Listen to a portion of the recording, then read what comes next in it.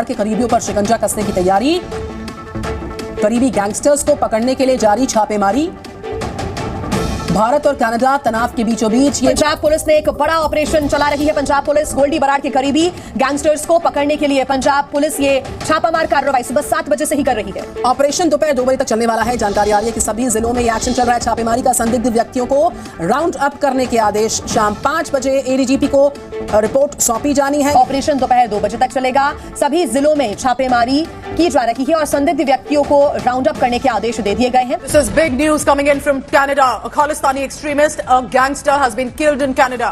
A category gangster Sukhdev Singh has been killed in Winnipeg City in Canada. The news of the murder of this another gangster who was absconding from India, who had found shelter in Winnipeg City, Canada, we are being told has been killed. The Punjab DGP has tweeted about the crackdown on case separatist groups. In a major breakthrough, the Moga police has busted a gang of anti-social elements who wrote separatist slogans in public places backed by mastermind Gurpatwant Singh Panoon. Now, the investigation has been carried out in a professional and scientific manner reportedly. In order to trace the culprits, the Punjab police is fully committed to maintaining peace and harmony as per the... Is coming in right now, high voltage drama in Punjab. Hunt on for Khalistani ideologue Amritpal. India के prime minister ने कहा कि Modi is the boss और chill करें, मतलब इस तरह की उनकी स्टेटमेंट आई। अब हम देखते हैं दूसरी जानिब जो बाइडेन, उन्होंने भी एक स्टेटमेंट दी और इंडिया नहीं झुकता, इंडिया झुकाना जानता है और वो पहली कोई ये कुछ फर्स्ट टाइम नहीं होगा। इंडिया ऑलरेडी अमेरिका को झुका चुका है। इस वक्त कनाडा और हिंदुस्तान के दरमियान एक बड़ी जिसे कहते हैं डिप्लोमेटिक वॉर चल रही है। अब इसका हिस्सा यूएस, ऑस्ट्रेलिया एंड इसके साथ साथ यूनाइटेड किंगडम भी बना। उनके भी स्टेटमेंट्स आए हैं। वो इंडिया की एक सबसे बड़ी एक जीत रही है डिप्लोमेटिक फ्रंट के ऊपर। हेलो दोस्तों, जय हिंद। दोस्तों, ये जो आजकल कनाडा ज़्यादा ही खालिस्तान प्रेम दिखा रहा है, ये सब सिर्फ अपनी सरकार बचाने के लिए वहाँ के पीएम जस्टिन ट्रूडो की मजबूरी है। क्योंकि वहाँ एक जो खालिस्तानी आतंकी पन्नू है, वो सिख समुदाय पे काफ़ी होल्ड रखता है और काफ़ी वोट शेयर का वहाँ पे वो मैटर करता है सिख समुदाय वहाँ पे। ऐसे ही अपनी सरकार को बचाने के लिए खालिस्तानी प्रेम दिखाया जा रहा है और इसका विरोध सिर्फ भारत में ही नहीं हो रहा, कनाडा में भी काफ़ी लोग जो भारतीय मूल के भी हैं और कनेडियन भी हैं, जो मूल कनाडा के हैं, वो भी इसका विरोध कर रहे हैं और जस्टिन ट्रूडो को भर भर के गालियां दे रहे हैं। और दोस्तों, एक नई खबर निकल के आ रही है कि इंडियन गवर्नमेंट ने भी अब अभियान एक शुरू कर दिया है, सफाई अभियान, जिसमें कि आज पंजाब डीजीपी ने ऑर्डर दिए हैं कि जितने भी खालिस्तानी देश के अंदर हैं, इन सब की एक लिस्ट बनाई जाए। और ऐसे ही सरकार अपना आईबी और रॉ लेवल पे भी बाहर के जितने भी खालिस्तानी हैं, इनकी लिस्ट बनाई जाएगी और इनका हुक्का पानी बंद किया जाएगा। आपने कहा G20 में बुला के बेइज्जत किया, बेइज्जती की वजह से ये सब कुछ ऑर्डर शुरू हुआ। तो क्या वजूहात थी, ऐसी क्या आफत आ पड़ी जो कि G20 के अंदर ट्रूडो को इतनी ज्यादा इंसल्ट की गई? यही खालिस्तानी इशू के ऊपर ही की गई कि तुम इसके ऊपर कुछ कर क्यों नहीं रहे हो। और ये पब्लिकली देखें, G20 एक अलग चीज है और फिर बायलैटरल के अंदर खालिस्तानी इशू पे की गई। और बायलैटरल मीटिंग की जो जॉइंट स्टेटमेंट या जो आती है प्रेस रिलीज, जो एमईए की वेबसाइट पर, उसमें लिटरली लिखा हुआ है sectarianism, vote bank politics, Khalistani supports, anti India element, separatist. तो ये तो एमईए की वेबसाइट तो दुनिया की हर गवर्नमेंट पढ़ती है ना। इंटेलेक्चुअल वो पढ़ते हैं, इंटेलेक्चुअल न्यूज नहीं पढ़ते, वो डायरेक्ट एमईए की वेबसाइट पे जाएंगे, ठीक है, बड़े लोग। तो वहां पर उनको खुल के बेइज्जती की गई है जस्टिन ट्रूडो की। तो ये सारी वजहें हैं और वैसी बात है कि स्टार्टिंग से मसला चल रहा है। और ट्रूडो की पहली बार इंडिया ने बेइज्जती नहीं की, इंडिया ने से भी पहले एक बार इसकी बेइज्जती कर चुके हैं। ट्रूडो जब 2017 में मेरे ख्याल से इंडिया आया था, तब भी ट्रूडो की ठीक ठाक बेइज्जती की थी।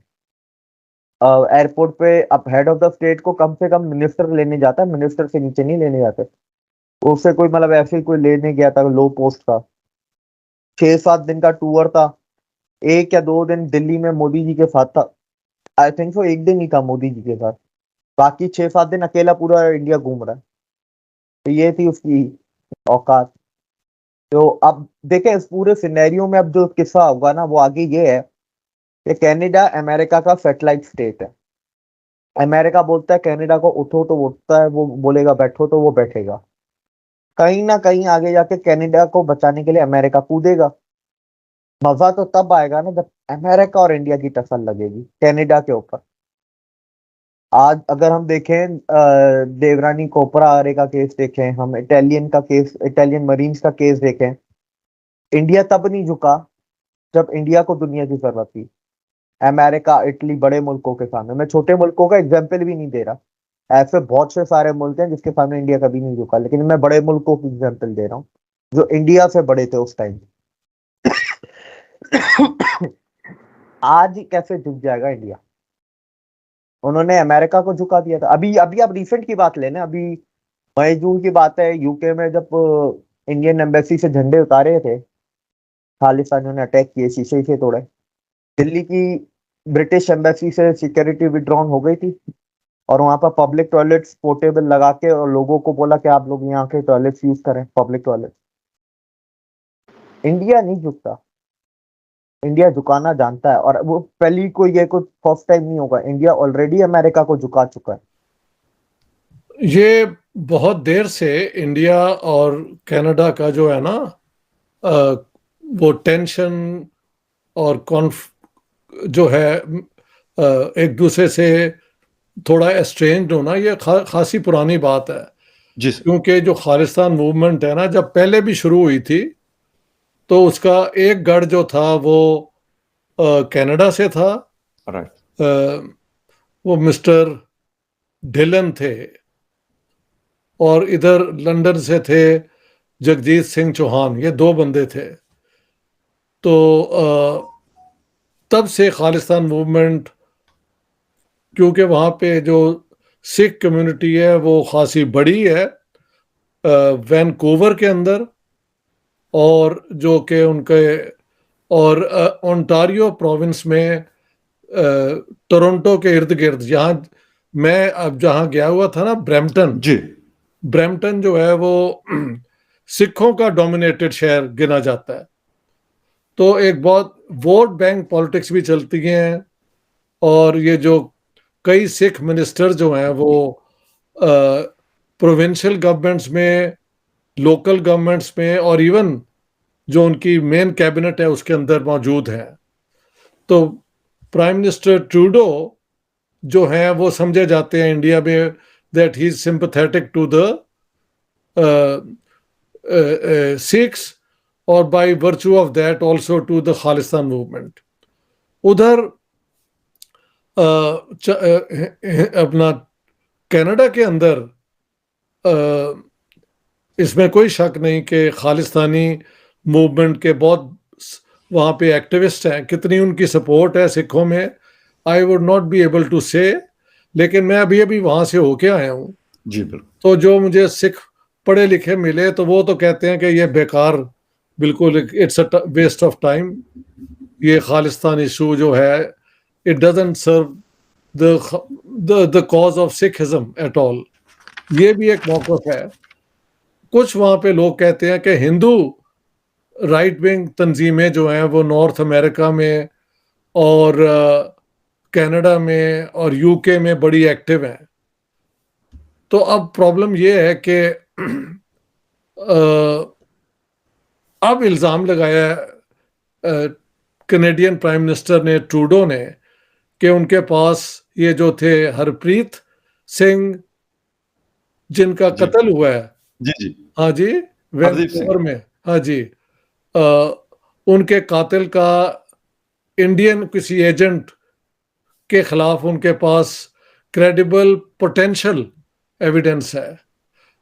यानी पोटेंशियल का मतलब होता है कि अगर स्टडी किया जाए तो बहुत चांस है कि वो कंफर्म हो जाए।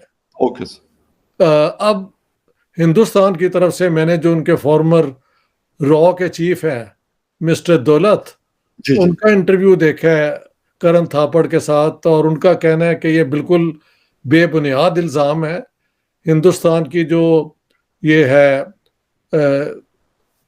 रॉ, जो उनकी इंटेलिजेंस एजेंसी है, वो असैसिनेशन की एक्टिविटी कभी नहीं करती। तो ये इल्ज़ाम हमारे पे बिल्कुल बेबुनियाद है। दोस्तों, ये आतंक को सपोर्ट करते करते पाकिस्तान का एग्जाम्पल भी जस्टिन ट्रूडो को दिख नहीं रहा है, अपनी राजनीतिक मजबूरी दिख रही है। जिस भी देश ने आतंकवाद का समर्थन किया है, बाद में अड्डा वहीं बना है। जितने भी बड़े बड़े पॉलिटिकल एनालिसिस्ट हैं, सारे के सारे बोल रहे हैं कि जो खालिस्तान बनेगा तो कनाडा में ही बन जाएगा। आगे आपको वीडियो अच्छी लगी हो तो वीडियो को लाइक करना, चैनल पर नए हैं तो चैनल को सब्सक्राइब करना। फिर मिलते हैं एक और वीडियो के साथ, तब तक के लिए जय हिंद, वंदे मातरम, जय भारत।